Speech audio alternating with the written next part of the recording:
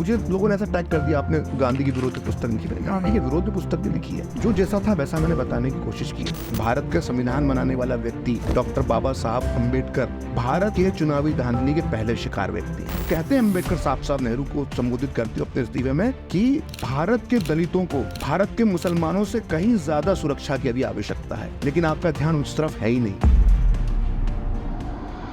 कितने वामपंथी हैं, कांग्रेसी हैं, जो मुस्लिम स्कॉलर सो कॉल्ड जो है, तो ये जो लिबरू गैंग है ये आपको अक्सर कहता होगा, बोले 1942 के भारत छोड़ो आंदोलन में संघ क्या कर रहा था, सावरकर क्या कर रहे थे। 4-5 आरोप है, ये घिसा पिसा के 70 साल से यही रो रहे हैं लोग। लेकिन कभी इनकी हिम्मत नहीं होती है पूछने की कि 1942 के भारत छोड़ो आंदोलन के दौर में डॉक्टर अम्बेडकर क्या कर रहे थे। डॉक्टर अम्बेडकर ने कि उनकी दूरदृष्टि थी कि उन्होंने विदेशी धर्म को नहीं अपनाया। उनको तो बहुत ऑफर थे, हैदराबाद के नवाब की तरफ से ब्लैंक चेक था उनको कि आप इस्लाम ग्रहण कर लो। ईसाई बनने के लिए पूरी ताकत उनके पीछे लगी रही। बहुत से लोगों ने उनको अप्रोच किया, लेकिन उन्होंने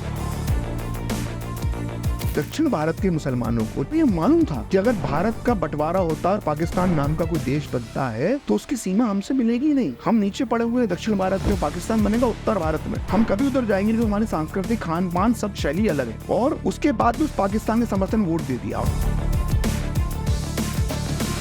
ब्रिटेन में जो अप्रवासी रह रहे हैं या यूरोप में अप्रवासी रह रहे हैं, जो सीरिया से गए या अलग अलग जगहों से, अफ्रीकी कंट्री से गए या यमन से गए, जो भी अप्रवासी रह रहे हैं, भाई किसी अप्रवासी को अरब देशों ने जगह दी?